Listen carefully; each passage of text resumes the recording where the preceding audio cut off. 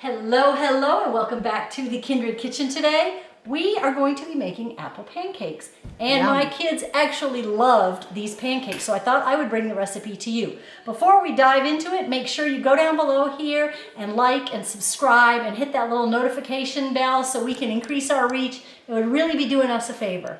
So now for the recipe. You can see here, I have 1 cup of a whole wheat flour, and I use a whole wheat flour, not an unbleached wheat flour. I use a whole wheat flour. I have a 1/2 cup of oats, and I have a 1/2 cup of cornmeal here. All right, come on out of there. I'm making a lot of noise on this.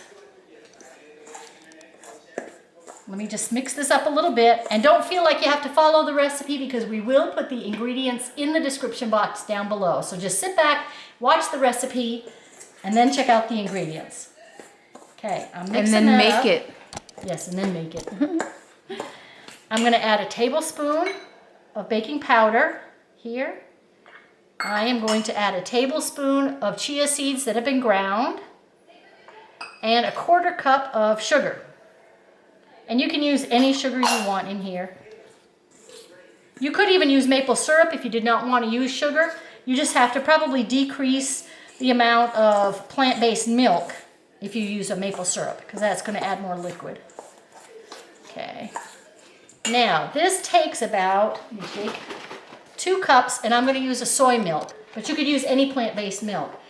I say 2 cups because that's generally what it takes, but you kind of have to go by how it mixes up. The oats, and as you cook, the oats may absorb a little bit of the milk. This is a 1.5 cups. The oats may absorb a little bit of the milk, and you may have to add a little bit more halfway through the cooking, but we're gonna see as it sits. And actually, this is a 1.5 cups, and it's looking really good.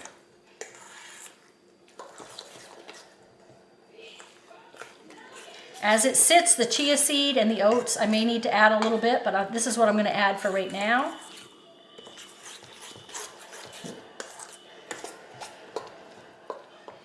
And 1 apple. I have a pink lady apple here because, you know, that's my favorite. But you could use a Macintosh, would be really good in something like this. I do not use like Red Delicious or Golden Delicious when I'm cooking with apples. I just don't think they have enough flavor.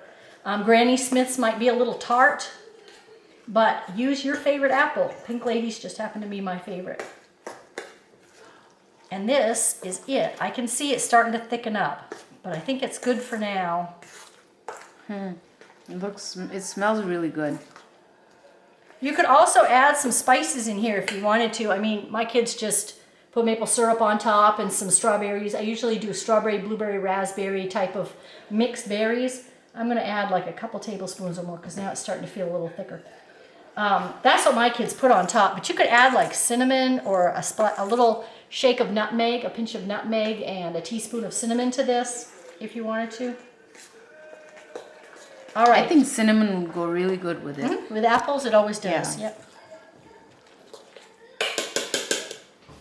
Now we're going to move over here.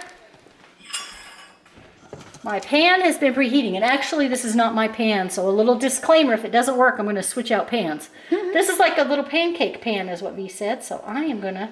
Silver dollar pancake. I'm going to give it a whirl. You know, if I can't get them out of the pan, we may struggle here, so we will see. I'm just going to do up a few here, and then we'll see what happens. And with pancakes, I usually, you know, you give them some time and let them fluff up, let the bubbles all come up. I can see I overfilled, see? Come on, get back there. We're going to see how it works out.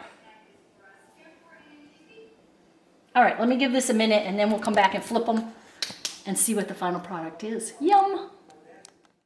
All right, so here are some of the pancakes. You can see I am not an expert at V's silver dollar pancake mold. So I got out the pan and made some pancakes, and all I do is just drizzle a little maple syrup over that.